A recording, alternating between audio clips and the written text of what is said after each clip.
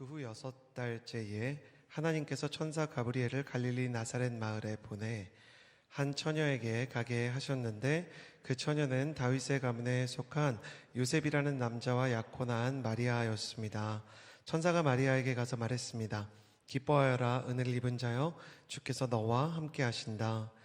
천사의 말에 마리아는 당황하며 깜짝 놀라 이게 무슨 인사인가 하고 생각했습니다. 그러자 천사가 말했습니다. 두려워하지 마라 마리아야, 내가 하나님의 은혜를 받았다. 아멘. 여러분에게 이번 성탄절이 하나님의 은혜로 가득한 메리 크리스마스 되기를 주님의 이름으로 축복합니다.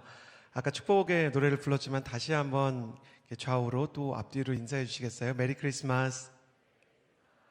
하나님의 은혜가 가득하기를 바랍니다. 오늘 메리 크리스마스라는 제목으로 은혜를 나누고자 합니다. 먼저 잠깐 바로잡을 것이 있는데, 최대영 목사님께서 찬양 인도 하시면서 올해의 마지막 화요 성령 집회입니다 이렇게 말씀해 주셨는데, 그런 의도로 말하려고 한 게 아니라 본인이 찬양 인도하는 마지막 화요 성령 집회셨어요. 그러니까 그런 의도였고, 사실은 다음 주에도 찬양 인도가 있고 또 말씀도 있고 예배도 있습니다. 그래서 다음 주에도 예배가 있다는 것을 알려드리고 싶고요. 그러나 제가 최대영 목사님 오래전부터 볼 때 하루하루가 마지막 예배인 것처럼 항상 마음을 다해서 찬양하는 모습이 인상적이고 마음 다해 찬양하는 찬양팀인 것 같아요. 우리 늘 헌신하고 수고하는 우리 화요성령 집회 찬양팀을 위해서도 축복의 박수를 한번 보내주시면 좋겠습니다. 그래서 최대영 목사님께 오셔서 목사님 마지막 예배가 아닌데 제가 실수한 것 같아요 그러셨는데, 생각해 보니까 우리의 마지막 예배가 언제일지 알 수 없다, 진짜 그런 생각이 들면서 한 번 한 번의 예배를 소중하게 하고 싶다라는 생각이 들었습니다. 우리의 인생 속에서 다가오는 작은 실수들, 또 당황스러운 시간들, 왜 이런 일이 일어났을까 고뇌하고 고민하게 하는 시간들이 때로는 하나님의 말씀과 하나님의 은혜를 더 깊게 깨닫게 하시는 시간이 되는 것 같습니다. 오늘 말씀 속에서도 인생의 가장 당황스러운 시간 속에서 하나님의 가장 귀한 선물을 받는 마리아의 이야기가 등장하는데요. 마리아는 하나님의 가장 아름답고 귀한 축복이 주어지는 시간이지만 역설적으로 그것이 가장 아름다운 시간이라는 것을 확인할 수 없는 안타까움 속에 서 있었습니다. 왜 그런가? 오늘 말씀을 같이 한번 읽어보았으면 좋겠는데요. 26절 말씀을 같이 한번 읽어보았으면 좋겠습니다. 26절 함께 읽겠습니다. 시작. 그 후 6달째에 하나님의 천사 가브리엘을 갈릴리 나사렛 마을에 보내. 마리아가 살고 있었던 동네에는 갈릴리 나사렛입니다. 이 갈릴리 나사렛은 지금은 축복의 이름이요 또 영광의 이름인 것처럼 느껴지지만, 예수님의 제자였던 나다나엘조차 예수님께서 나사렛 출신이다 라는 이야기만 듣고도 나사렛에서 무슨 선한 것이 날 수 있느냐라고 빌립에게 힐난을 했던 시간이 있었습니다. 그도 그럴 것이, 나사렛이라는 곳은 교육을 잘 받을 수 있는 동네가 아니었고, 요세푸스에 따르면 대부분이 글자를 읽지 못할 뿐만 아니라 쓰는 단어의 양이 너무 작아서 문해력, 사람의 말을 알아듣고 글을 읽고 그 문장을 이해하는 능력이 굉장히 떨어졌던 동네가 나사렛이었다고 이야기합니다. 오죽했으면 예수님께서 나사렛 회당에서 성경을 읽으시자 나사렛 사람이 글을 읽고 성경을 강론하는 것에 사람들이 놀라서 그 자체를 신기하게 여길 정도였습니다. 우리는 우리가 가지지 못한 우리의 과거의 초라한 흔적들 때문에 다가올 내일을 두려워합니다.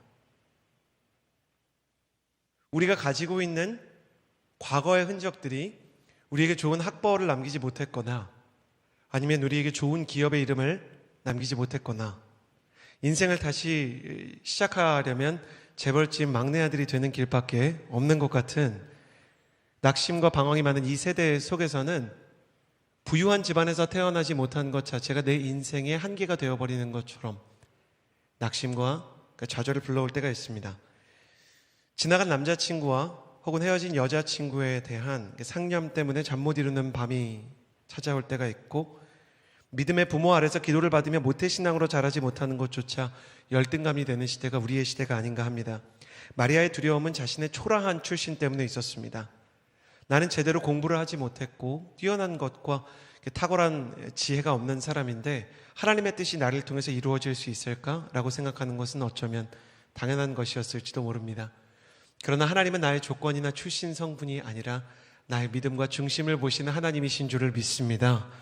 중심을 보시고 또 나의 예배와 믿음을 보시는 하나님께 오늘 드려지는 예배가 세상의 그 어떤 학문과 성공보다 아름답게 주님의 눈에 비춰지기를 예수님의 이름으로 축복합니다. 옆 사람에게 이렇게 인사해 주시겠어요?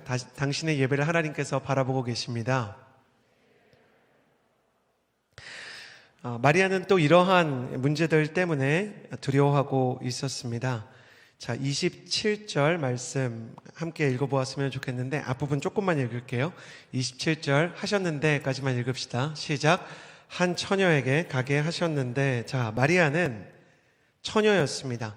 여기서 처녀였다는 단어는요, 단순히 이제 결혼을 하지 않은 사람이라는 의미를 가지고 있기도 하지만 이 처녀라는 단어를 보았을 때 역사가들은 이때 당시에 결혼을 하지 않았던 이 마리아의 나이를 대략 추정할 수가 있습니다. 당시에는 지금보다 훨씬 더 평균 수명이 짧고 결혼은 훨씬 더 빨리 하는 시기였습니다. 2차 성징이 일어나고 그리고 사춘기가 시작되면 많은 경우에 결혼을 하던 시대, 신학자들은 마리아가 13살에서 16살 정도의 나이였을 걸로 봅니다. 우리 나이로 치면 초등학교 6학년에서 중학생 나이 아닙니까? 당시에는 결혼과 사회 진출이 이르기 때문에 빨리 아이를 낳기 위해서 아이를 가질 수 있으면 결혼을 했고, 그리고 사람들이 얼른 부모가 되는 경향이 있었습니다. 그러나 여전히 2차 성징을 지나면서 예나 지금이나 달라지지 않았던 것이 있는데, 당시 그리스 문헌이나 로마 문헌을 보면 결혼기에 사람들이 지나치게 감정적이거나 혹은 우울해지거나 정서적으로 이상한 반응을 보이는 이 사춘기의 정서를 보였다라고 얘기합니다. 여러분은 중학생 앞에서 설교를 해본 일이 없으시죠? 네, 목회자가 될 생각이 없는 분들 앞으로도 없으시기를 주님의 이름으로 축복합니다. 중학생 앞에서 설교를 해보면 이 중학생들은 정말 그 표정이 놀랍습니다. 말씀을 전하고 그들이 전혀 반감이 없어요. 말씀에 집중하고 있는데도 표정이 이래요. 말씀에 집중하고 있는데 그냥 표정만으로 적대적이어 보일 때가 있어요. 중학생, 고등학생이 간혹 예배드리다가 막 운다 그래서 은혜 받았다고 확신하기는 금물이에요. 그냥 너무 슬퍼서, 그냥 너무 힘들어서 우는 경우도 다반사죠. 호르몬의 지배를 받는다라는 표현을 하는데, 사춘기에 찾아오는 이 호르몬은 사람의 마음을 굉장히 불안하게 만듭니다. 마리아는 한 인간으로서 정체성을 확립하기도 힘겨운 이 사춘기와 같은 시기에 너무나 큰 영적인 미션 앞에 서게 됐고, 감정적으로 불안한 상황 속에서 하나님의 음성을 듣게 되어 어쩌면 영적으로 상당히 불안정한 상태에 놓였을지도 모릅니다. 우리가 우리의 마음을 통제할 수 없고 우리의 감정을 다스릴 수 없을 때 우리는 영혼의 호흡에 어려움을 겪게 됩니다. 사랑하는 사람들에게 오해를 받게 되었을 때, 부모님과의 관계에 갈등이 있을 때, 건강이 악화되었을 때 우리는 마음을 지키기 어렵고, 그 마음을 지키기 어려우면 하나님의 부탁이나 축복 역시도 축복으로 여겨지지 않는 버거움을 경험하게 되는 것입니다. 그래서 마리아는 불안정한 마음 속에서 하나님의 음성을 그냥 고지곳대로 듣기가 참 힘들었습니다. 그러나 여러분 기억하십시오. 우리는 불안정해도 하나님은 불안정하지 않으신 하나님이십니다. 나는 흔들려도 하나님은 흔들리지 않으십니다. 흔들리지 않으시는 주님께서 나와 함께 하신다는 사실을 믿을 수 있는 메리 크리스마스가 되기를 예수님의 이름으로 축복합니다. 그럼에도 불구하고 마리아에게 또 두렵게 하는 조건이 있었습니다. 27절을 다시 보면 그 처녀는부터 같이 한번 읽어보았으면 좋겠는데요. 그 처녀는 다윗의 가문에, 같이 읽어볼까요? 시작. 그 처녀는 다윗의 가문에 속한 요셉이라는 남자와 약혼한 마리아였습니다. 마리아의 세 번째 두려움은 사람들의 시선 때문이었습니다. 이 시대에 이스라엘에서는 결혼을 하면 그냥 결혼을 하는 것이 아니라 정혼이라는, 그러니까 이미 결혼이 거의 확정된 약혼의 형태를 먼저 가졌습니다. 보편적으로 10개월 이상을 정혼 기간으로 지켰는데, 이 기간 동안은 남편과 그리고 예비 신부가, 예비 신랑과 예비 신부가 절대 만나지 않고 각자 자신의 친정에서 그리고 자신의 시댁에서 이제 지내는 거죠. 남편은 남편의 가정에서, 아내는 아내의 가정에서 지내는데, 왜 10개월이냐? 이 기간 동안 여인이 아이를 갖지 않는 것을 확인하는 겁니다. 그래서 이 아이를 가지게 되면, 만약에 이제 여인이 10개월 동안 딱 아이를 가지게 되면 이건 남편을 만나지 않았기 때문에 이 여인한테 뭔가 부정한 게 있는 거죠. 마리아가 여기에 딱 걸린 겁니다.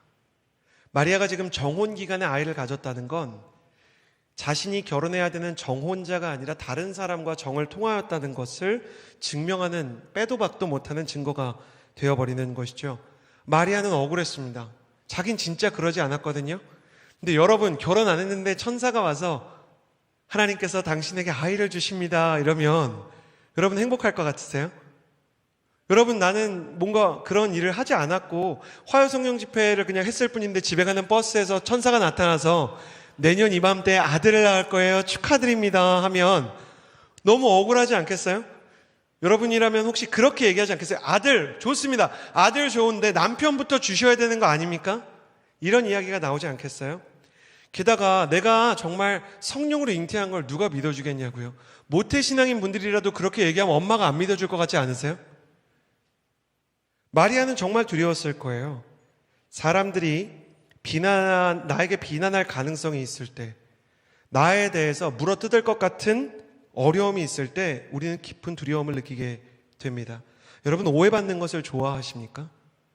누군가가 나에 대해서 사실이 아닌 해석들을 내어놓는 것들을 기뻐하시는 사람이 있습니까? 뒤에서 나를 욕하는 사람이 있음을 알고도 멀쩡한 사람이 있겠습니까? 이런 현실적인 이유와 실추되는 명예에 대해서 마리아는 영적인 두려움을 가지게 되었습니다.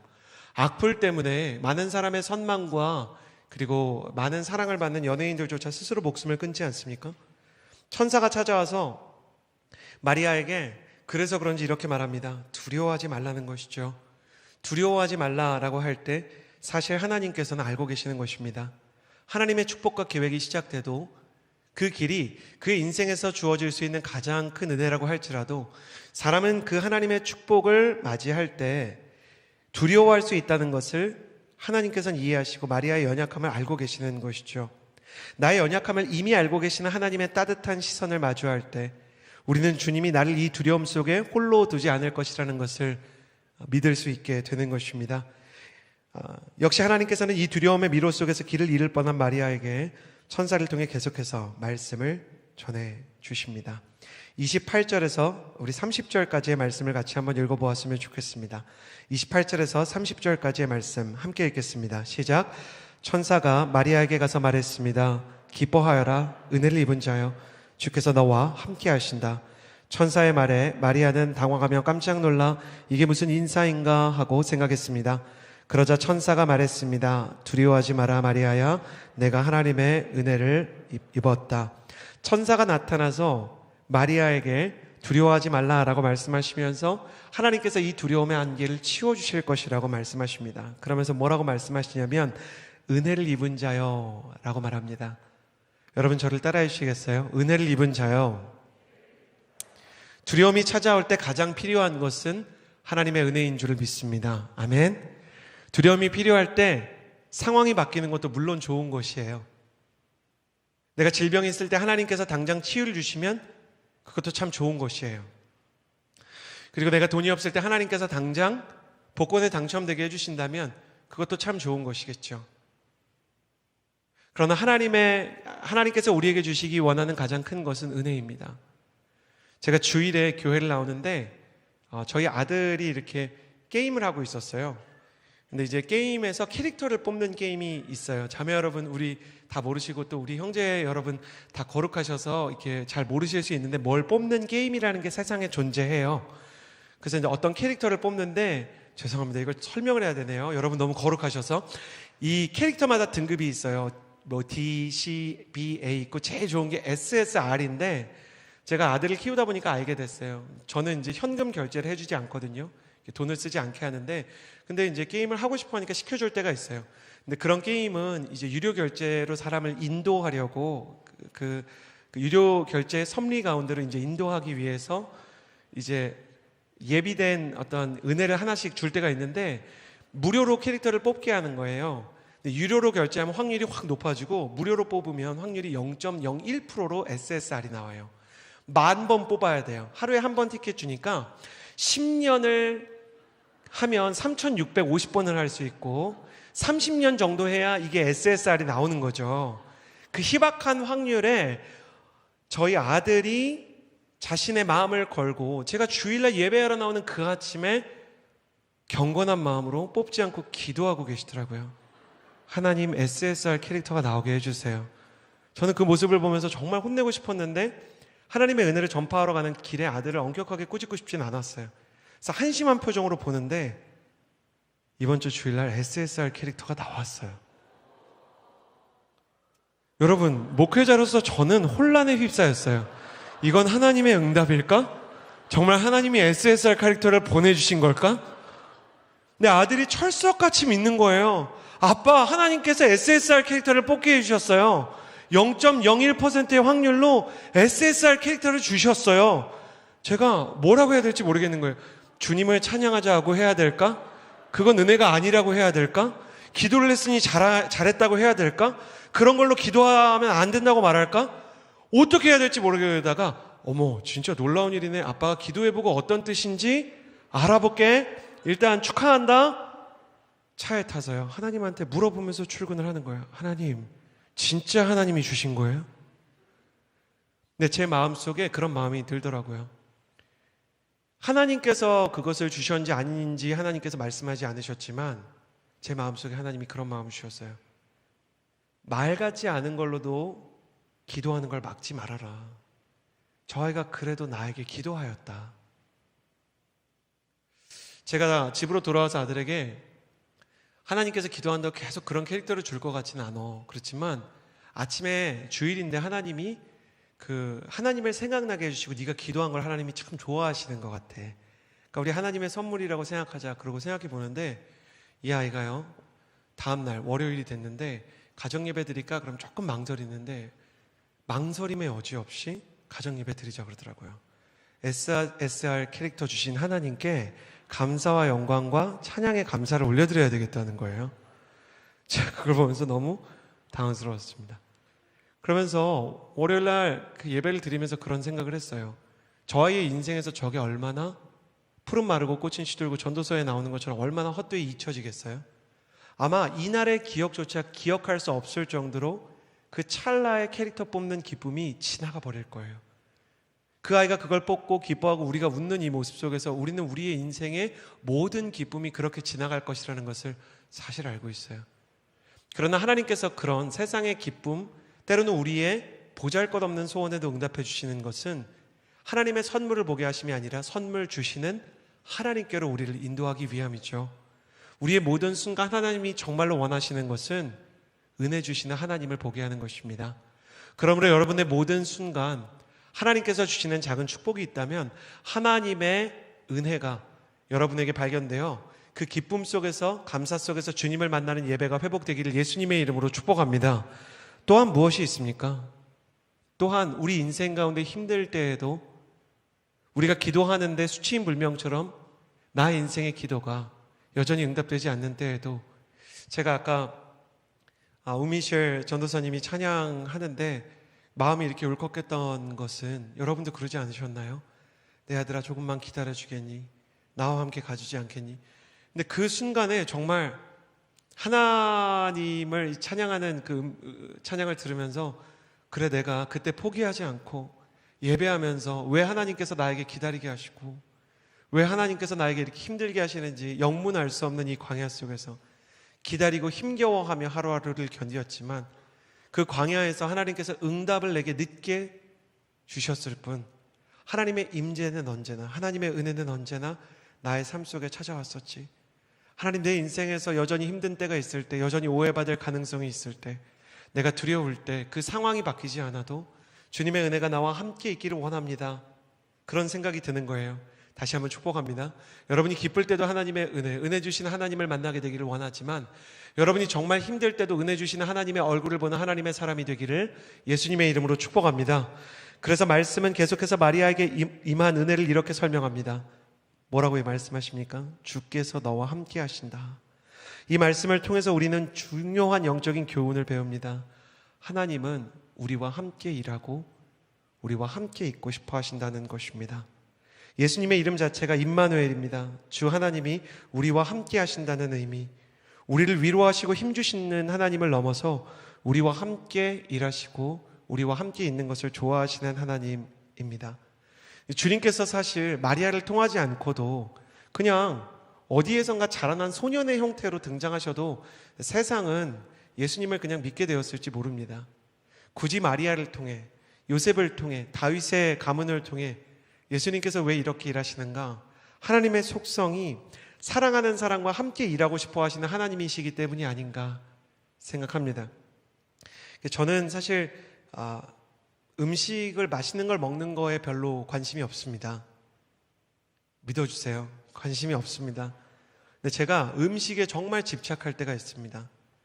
저의 리더십들이랑 같이 식사를 하게 됐을 때, 이제 제가 담당하는 공동체의 리더십들과 같이 식사할 때, 혹은 아내랑 식사할 때는 저희 지체들이 맛집에 관심이 많고 아내가 맛집에 관심이 많기 때문에 그들을 위해서 맛집에 찾아가는 것에 수고를 아끼지 않습니다.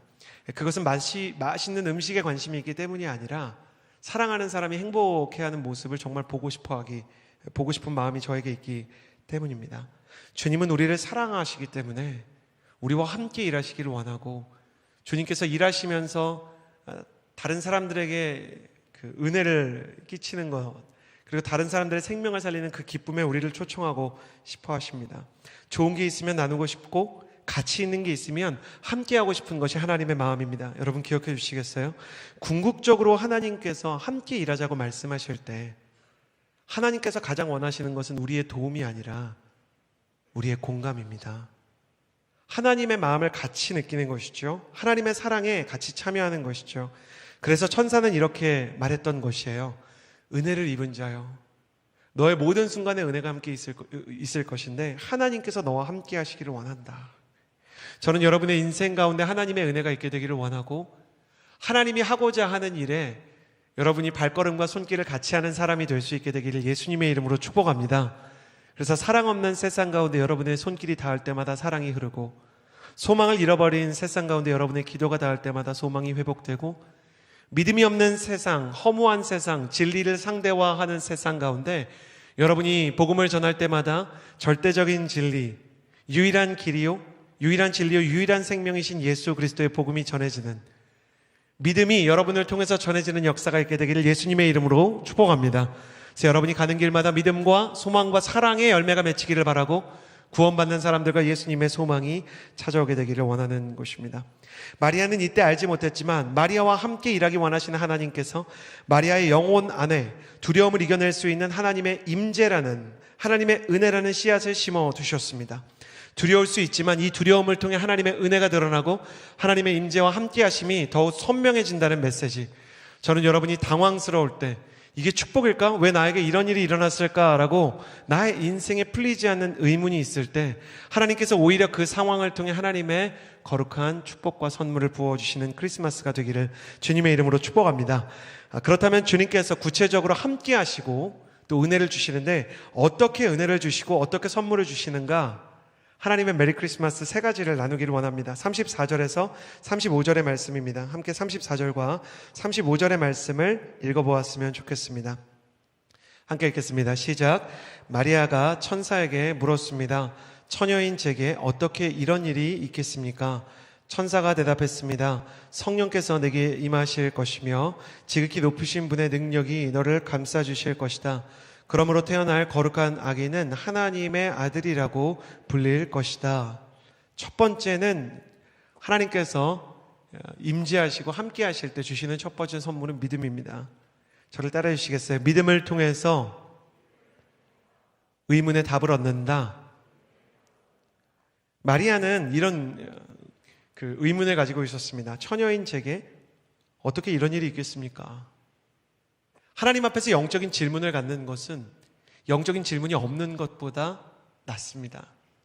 제가 바이블 아카데미 강의를 할 때, 혹은 저희 공동체에서 이제 또 성경 통독을 준비하고 있는데, 성경 통독을 하거나 이제 바이블 아카데미를 하면 질문을 받습니다.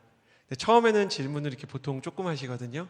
근데 제가 이제 강의 후에 질문에 답을 해드리면 계속 이제 질문이 늘어나요. 그 질문이 늘어나면 저는 힘들어요. 그런데 그 질문에 답을 하는 시간이 때로는 힘들고 또 시간을 많이 쓰는 시간 같지만 가장 행복한 것 같아요. 저희 아내가 저한테 그런 말을 했어요. 성도님들이 기도 부탁할 때 버겁게 생각하지 말고 감사하게 생각해. 기도 부탁하고 싶은 목사님이 된 걸 영광으로 생각해. 누군가 질문을 하면 당신의 답이 마음에 든 거야. 그러니까 당신이 질문을 받으면 영광으로 생각하고 최선을 다해서 대답해줘. 저는 그 말이 참 영광이라고 생각이 돼요. 근데 우리 하나님도 그런 측면에서 생각해 보면 질문을 받으실 때 너 왜 믿음이 없어? 아이 그거 아니야. 어디 의심을? 여봐라 주리를 틀라 가브리엘 뭐 이렇게 하지 않으시고 주님께서 의문을 가지고 질문을 가지고 있는 우리를 웰컴, 환영하십니다. 왜냐하면 우리가 질문을 한다는 건 하나님 안에서 답을 찾기 원한다는 거고 대답해 주실 하나님에 대한 기대가 있기 때문이죠. 다만 문제가 있는데 마리아가 이해가 빨리 되지 않는 겁니다. 그렇죠. 마리아는 아직 어립니다. 하나님의 뜻에 대해 이해하기 아직 미숙합니다. 그녀는 아직 10대 중반에 불과합니다. 그리고 하나님 앞에서 성숙해 갈 것이지만 여전히 믿음도 부족한 사람일지 모릅니다. 그렇지만 작은 믿음일지라도 마리아와 천사의 그 만남을 쭉 읽어보면 마리아 안에 하나님의 섭리에 대한 믿음이 있습니다. 여러분 믿음과 이해 중에 무엇이 빠릅니까? 영적인 지도자였던 그 초대 교회의 지도자 사도 이후에 이 교회의 지도자들을 교부라고 부르거든요. 신학적으로 교회 아버지 좀 과한 칭호긴 한데 초대 교회 지도자들 중에 어거스틴이라는 교부가 있습니다. 근데 이 어거스틴은 참 훌륭한 신학자인데 그분이 뭐라고 얘기했냐면 크레도 우트 인텔리감이라고 얘기했어요. 크레도 믿음이 우트 인텔리감 이해보다 빠르다. 사람이 빵을 먹으면서 이 빵이 어떻게 영양소가 되는지 다 이해하고 드십니까? 탄수화물이 얼만큼의 열량을 내는지 단백질이 얼만큼의 열량을 내는지 그리고 그것이 어떻게 분해되는지를 다 이해하고 먹지 않습니다. 우리는 빵을 먹으면 산다는 믿음을 가지고 빵을 먹습니다. 어린아이는 양수에 있어서 탯줄로 영양소를 공급받다가 처음에는 모유를 먹지 않으려고 나름대로 저항을 합니다. 그러나 먹으면서 경험에 의해서 믿음이 생기고 믿음을 통해서 이해를 하게 되는 것입니다. 비행기를 타는 사람들 중에 비행기의 비행 원리를 이해하는 사람이 거의 없지만 우리는 믿음을 가지고 비행기를 탑니다. 마리아는 그런 마음으로 하나님 위에 올라탑니다. 마리아는 이해되지 않지만 그래도 예수님의 말씀을 마음에 담아두었고 결국에는 이해하는 사람으로 자라가게 되는 것입니다.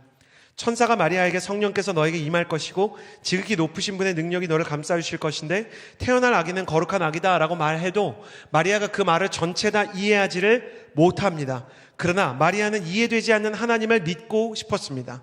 어쩌면 더 잘 믿고 싶어서 질문하는 사람이었을지도 모릅니다. 마리아는 이 질문을 마음속에 담아두었고 그래서 하나님을 이해할 수 있는 사람이 되었습니다. 나의 상식과 이성과 경험을 뛰어넘는 하나님의 음성을 들으면 사람은 당황합니다. 그럴 때 우리도 마리아처럼 이해가 되지 않는 말씀들을 믿음의 창고에 담아두어야 합니다. 마리아는 이해되지 않는 예수님의 말씀을 보면 그런 구절들을 여러분이 기억할 것입니다. 마리아는 예수님의 이 말을 마음에 담아두었더라. 여러분의 마음 안에 담겨서 언젠가는 그것이 마치 김치처럼 혹은 요거트처럼 숙성되고 발효되어서 정말 여러분의 영혼에 좋은 양식이 될 수 있게 되기를 바랍니다. 언젠가 믿음이 여러분의 질문을 숙성시키고 발효시키면 그것이 여러분의 가장 중요한 인생의 기로에서 이해되고 깨달아지게 될 것입니다. 그러므로 하나님의 말씀을 읽고 담아두고 하나님께서 주시는 말씀을 놓치지 마십시오. 마리아가 천사의 이 말을 기억했기 때문에 마태, 마가, 누가, 요한의 기자들이 마리아에게서 이 말을 듣고 마리아만 혼자 천사를 만난 거니까요. 예수님이 돌아가신 지 30년이 더 된 때에 마리아가 이 말씀을 정확히 기억하고 있었기 때문에 우리에게 전달이 되는 것입니다. 그것처럼 여러분에게 의문이 되는 모든 것들과 그 의문 속에서 하나님께서 주신 말씀이 여러분에게 기록되어서 그 말씀이 끝내 믿음으로 인하여 여러분에게 이해로 이끄는 열쇠가 되기를 예수님의 이름으로 축복합니다. 여러분 말씀이 믿음을 이끌고 믿음을 통해서 이해가 완성되고 그 이해를 통해 여러분의 인생의 의문에 답을 얻게 되는 인생 되시기를 바랍니다. 두 번째 읽겠습니다. 36절에서 37절의 말씀입니다. 36절과 37절 함께 읽겠습니다. 시작. 보아라, 내 친척 엘리사벳도 그렇게 많은 나이에 아이를 가졌다. 아이를 갖지 못하는 여자라 불렸는데 임신한 지 벌써 6달째가 됐다. 하나님께는 불가능한 일이 전혀 없다. 자, 여러분 저를 따라해 주시겠어요? 하나님께서 위로를 주실 때 사람을 통해서 주실 때가 있다. 우리가 믿음을 통해서 의문을 극복하게 되고 이해를 하게 된다. 메리 크리스마스의 첫 번째 선물을 보았습니다. 두 번째는 사람을 통해서 하나님이 위로를 주신다. 가브리엘이 하나님께는 불가능한 일이 전혀 없다 말씀하셨습니다. 보아라, 내 친척 엘리사벳도 그렇게 많은 나이에 아이를 가졌다. 엘리사벳이 아이를 갖는 것이 어려운 것을 마리아도 알고 있었습니다. 두 자매가 우애가 깊었던 것 같은데 엘리사벳은 마리아의 친언니니까요. 언니를 위해서 열심히 기도했을 것입니다. 그리고 아마 둘이 신앙생활을 열심히 했던 것 같습니다. 마리아가 천사를 만나자 엘리사벳은 그걸 의심하지 않고 너 혹시 남자 만난 거 아니야?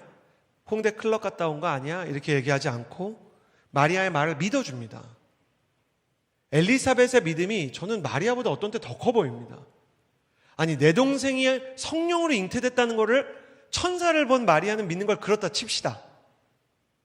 근데 내 동생이 언니 성령으로 잉태했어. 여러분 믿어지시겠습니까? 연준이, 제 아들 연준이에게 동생 연희가 있는데 연희가 성령으로 잉태했다 그러면 제 아들은 진짜 난리를 칠 것 같습니다. 말도 안 되는 소리 하고 있네. 어디서 그런 거짓말을 아빠 예보래요. 난리가 날 것입니다. 근데 엘리사벳이 그것을 믿어줄 뿐만 아니라 함께 예배합니다. 그리고 천사도 힌트를 주듯이 봐라, 엘리사벳도 그렇게 아이를 오랫동안 갖지 못했는데 엘리사벳에게도 아이가 생겼다. 엘리사벳은 왜 마리아의 이 말을 믿어줬을까? 당신의 남편이 천사를 받기 때문입니다. 엘리사벳의 남편 사가랴가 천사를 받기 때문에, 남편이 천사를 봤다는 말도 어디 하기가 참 어려운 말이잖아요. 우리 남편이 천사 보고 애가 생겼어. 교만해 보이잖아요. 그 자랑하는 것 같잖아요. 여러분, 순장이라도 만약에 목사님이, 이재훈 목사님이 설교하는데 뒤에서 막 천사가 안아주는 걸 봤다, 그 말하기 쉽지 않습니다. 순장님, 이재훈 목사님 뒤에서 천사가 안아주시더라고요. 그러면 우리는 솔직히 그렇게 생각하죠. 신천지인가? 이렇게 생각하죠. 약간 위험한 거 아닌가? 약간 이렇게. 그런데 엘리사벳에게 먼저 열어줬기 때문에 마리아가 그 이야기를 아마 들었을 것이고, 엘리사벳에게 이야기했을 때 엘리사벳도 마리아를 보면서 굉장히 위로를 받고 격려를 해주었을 것입니다. 그렇죠. 여러분, 교회를 다니면서 사람 때문에 상처받는 일이 혹시 있지 않습니까? 공산주의 국가에서 목회를 하다가 양재원 누리교회에 오신 강보 목사님은 저한테 너무 은인 같고 반가운 분이세요. 제가 이 두란노홀에서 고등부 때 목사님께서 그 고등부 담당 목사님이셨고, 저 목사님을 통해서 말씀을 배우고 하나님께 이제 회심하게 되는 기틀을, 그 재료들을 가지게 되었기 때문이에요. 근데 목사님이 그러니까 설교를 하니까 너무 반가운 거예요. 너무 감사한 거예요. 듣고 있는데 목사님께서 계시던 공산주의 국가에서는 이제 교회가 폐쇄가 됐어요. 그래서 이제 함께 예배드릴 수 없으니까 순위 예배가 되는 거예요. 심지어 영상으로도, 온라인으로도 예배를 송출하는 게 위험했기 때문에 때로는, 여러분 놀라지 마세요. 순장 여러분, 그런 날이 올지 모릅니다. 순장들이 설교를 해야 됐대요. 얼마나 목사님을 사랑하게 됐겠어요. 목사님이 계실 때는 목사님이 설교를 했는데 내가 설교를 하려니 얼마나 무섭습니까?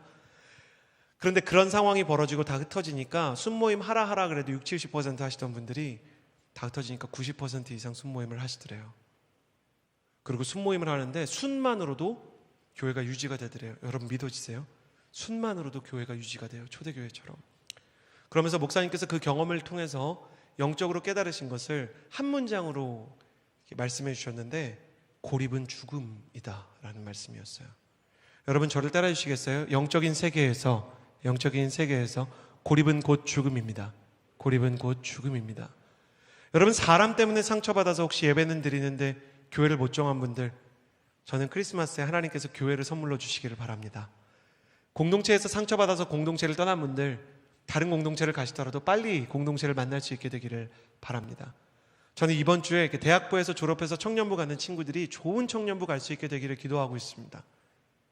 그리고 여러분을 위해서도 기도하고 싶어요. 하나님께서 여러분에게 좋은 공동체와 예배의 초소를 주시기를 축복합니다. 또 여러분이 여러분의 인생 가운데 사람 때문에 상처를 받았다 할지라도, 순모임에서 어려움을 겪었다 할지라도, 그래도 여러분 믿으십시오. 순모임을 하는 것이 훨씬 좋습니다. 교회에 소속되는 것이 훨씬 안전합니다. 나는 여러분이 교회와 순모임에 소속되어서 하나님과 함께, 동역자들과 함께 예배드리는, 마리아에게 엘리사벳을 통해서 마리아가 은혜를 받았듯이 사람을 통해 주시는 하나님의 은혜와 위로를 경험할 수 있게 되기를 바랍니다. 사람 때문에, 사단은 사람을 통해서 상처를 주고 사람 때문에 우리가 낙심하지만 하나님은 때로 사람을 통해서 은혜와 위로를 주시고 사람을 통해서 우리를 일으키실 때가 있습니다. 더 나아가서 하나님께서 나를 통해서 하나님의 은혜의 증거가 되게 하시고 누군가에게 축복의 통로가 되게 하실 줄을 믿습니다. 여러분이 누군가에게 축복의 통로가 되고 은혜의 통로가 되고 여러분도 누군가를 통해서 축복과 은혜를 공급받게 되는 크리스마스, 그런 연말 연시가 되었으면 좋겠습니다. 38절을 마지막으로 읽겠습니다. 38절 함께 읽겠습니다. 시작. 그러자 마리아가 대답했습니다. 보십시오, 저는 주의 여종입니다. 당신의 말씀대로 제게 이루어지기를 원합니다. 그러자 천사가 마리아에게서 떠났습니다. 마지막 메리 크리스마스 세 번째 원리는 하나님의 언약이 우리의 용기를 통해서 완성될 때가 있다는 것입니다. 저를 따라해 주시겠어요? 하나님의 언약이 나의 용기를 통해 완성될 때가 있습니다. 나의 용기를 통해 완성될 때가 있습니다. 마리아가 말합니다. 저는 주의 여종입니다. 말씀대로 제게 이루어지기를 원합니다. 하나님의 부탁은 버겁습니다. 하나님의 부탁을 따라가면 힘겨움이 있을 것을 압니다. 그럼에도 불구하고 이것이 나를 향한 하나님의 뜻이라는 것을 알기 때문에 주님의 뜻이 내게 이루어지기를 원합니다 라고 기도하는 것입니다. 제 아들이 그 게임 캐릭터를 위해서 기도했듯이 우리도 헛된 것을 위해서 기도하는 때가 있을지도 모르겠습니다. 헛된 것을 위해서 기도하는 것도 하나님께서 이해하십니다. 그러나 우리는 우리의 소원을 가지고 가서 끝내는 하나님의 소원을 가져와야 합니다. 우리의 기도는 하나님의 뜻이 하늘에서 이루어지는 것처럼 땅에서도 우리의 인생 가운데서도 이루어지게 하여 주옵소서 라고 말씀하신 예수님의 기도까지 나아가야 합니다. 인간적인 기도를 하는 것도 시편에서 참 많습니다. 그 하나님이 거부하지 않습니다. 결혼을 위해, 질병을 위해, 재정을 위해, 진로를 위해 기도해야 합니다. 그러나 예수 그리스도의 마음을 향해서 기도해야 합니다. 마리아는 이게 예수님의 뜻이라면 주님의 말씀과 언약대로 이루어지기를 원합니다 라고 말합니다. 하나님의 비전을 따라가면 사람들에게 오해를 받고 심지어 위협을 받고 목숨을 잃어버릴 수 있는데도 불구하고 나는 이 오해를 선택하겠습니다 라고 말하는 용기가 마리아의 마음속에 있었습니다. 여러분, 저를 보시겠어요? 믿음은 용기입니다. 거룩도 용기입니다. 여러분, 용기가 없다는 것은 믿음이 없는 것입니다. 그래서 두려움은 믿음의 가장 큰 적입니다. 거룩함에 가장 필요한 것은 용기입니다. 여러분, 소위 밈이라고 말하는 문화들이 있죠. 재미있는 것들이 반복되면 사람들이 재미있는 어떤 컨텐츠나 사진을 소위 짤방이라고 이제 가져와서 스크린샷으로 가져와서 활용하고 또 활용하고 짧은 클립 영상들을 막 가져오는 거죠. 비버가 막 소리 지르는 거, 그런 거 막 가져오는 거죠. 근데 이 밈을 가만히 보면요, 재밌으면 모든 게 다 괜찮다라는 게 있고요, 가만 보면 특정한 사람들을 비난하는 밈들이 많아요. 그래서 기독교인들에 대해서 비난하는 밈과 문화도 많고요, 그게 웃음을 통해서, 재미를 통해서 우리에게 들어와서 우리가 하나님에 대해서 그렇게 얘기하지 마세요 그러면 웃자고 한 얘기에 정색해, 왜 발끈해, 이렇게 얘기하는 시대예요. 기억하십시오. 속지 마셔야 돼요. 사단의 전략이 웃음을 통해서 압력으로 우리에게 작용될 거예요. 우리가 견디기 어려운 건 핍박보다 비웃음이에요. 우리 한국 사람들은 요즘에 통이 큰 바지 입는지 작은 바지 입는지 화요성령 집회 분들은 모르시겠지만 요즘에는 스키니진에서 점점 통이 커지는 쪽으로 가잖아요. 유럽과 미국의 패션 디자이너들이 신기하게 생각해요. 그 많던 스키니진은 한국 사람들이 어디다 놨을까? 우리나라는 정말 패스트 패션의 성지라고 불립니다. 사실 패션은 집단의 무의식을 반영하기 때문에 우리는 집단에서 소외되는 걸 견디지 못하고 남들이 와이드핏 바지를 입으면 다 와이드핏으로 가야 되는 거예요. 다 특정한 코드를 향해서 나아가는 문화가 있어요. 올해 유행하는 패딩이 숏 패딩인지 롱 패딩인지를 검색해 보는 게 수백만 회를 기록할 정도의 조회수를 가지고 있어요. 이재훈 목사님께서 말씀하신 것처럼 우리는 소수가 될 거고, 그 소수라는 것이 우리에게 소외감을 줄 거고, 우리에게 두려움을 주고, 그리고 밈과 웃음과 비웃음과 조소가 우리에게 압력이 될 거예요. 그러나 마리아는 주님의 뜻이라면 나는 비웃음을 받겠습니다 라고 말합니다. 더 세게 얘기하면 여러분, 이 시대에는 하나님을 위해서 비웃음을 당하지 않으면 어쩌면 우리에게 진짜 믿음과 거룩이 없는 걸지도 몰라요. 여러분, 사내에서 씻기도 하다가 비웃음 받게 되기를 죄송합니다. 예수님의 이름으로 축복합니다. 전도하다가 미친 사람 소리 들어보게 되기를 예수님의 이름으로 축복합니다. 저희 목회자들도 전도하고요, 그리고 거룩하고 정직하게 살기 위해서 좀 애써 볼게요. 같이 애쓰고 같이 비웃음 당합시다. 그리고 비웃음 당하는, 이렇게 얘기해서 좀 세게 들릴지 모르겠어요. 세상에 찐따들끼리 모여서 서로 예배합시다. 거룩하다는 건 찐따가 되는 겁니다. 찌질해지는 겁니다. 세상이 나를 너무 사랑하고 모든 사람이 날 다 좋아한다? 우리가 예수님의 편에 서 있지 않은 건 아니었죠. 내 방법을 포기하고 세상의 길 포기하고 예수님의 길을 따라 살겠다는 용기, 예수님의 마음을 따라서 걷겠다는 용기, 이해가 되지 않아도 하나님의 계획을 받아들여 보겠다는 순종의 용기. 여러분, 이 시간 동안 여러분이 이런 용기의 기로에 서게 될지 모르겠어요. 만일 여러분이 그 용기가 필요한 상황 속에서 그 용기를 등졌다면 여러분, 사랑하는 마음으로 말씀드리는 거예요. 저도 그런 때가 있으니까요. 저와 여러분, 우리 모두가 회개해야 합니다. 세상의 비웃음이 무서워서, 세상의 오해가 두려워서 예수님 편에 서지 못하고 찐따가 되고 찌질한 게 싫어서 예수 믿는다는 말하지 못하고, 나 같은 사람이 예수 믿는다고 하면 사람들이 손가락질 할까봐 그래요 라는 거룩한 포장으로 정말 복음을 전해야 되는 내 친구들에게 복음을 전하지 못하다가 스스로 목숨을 끊고 인연이 끊어져서 구하지 못한 영혼은 또 얼마나 많은지요. 여러분, 인생은 짧고 사랑에는 유통기한이 있습니다. 주님께서 우리를 위해서 온갖 오욕과 미움을 뒤집어쓰고 세상에 오신 것을 당신의 영예로 삼았듯이, 또 마리아에게 그 길 함께 걸어가자고 얘기하셨듯이 우리에게도 이 초청장이 있다는 것을 잊지 맙시다. 그리고 주님으로 인해 오직 주님과 함께 나의 이 오욕과 세상의 공격을 이겨낼 수 있는, 세상의 미움을 오직 주님의 사랑으로만 이겨낼 수 있는 이 시대에 진짜 핍박받는 소수의 그러나 강력한 크리스천이 될 수 있게 되기를 소원합니다. 저와 여러분이 언젠가 예수님 옆에서 예수님의 크리스마스 선물이 되었으면 좋겠습니다. 함께 기도하겠습니다.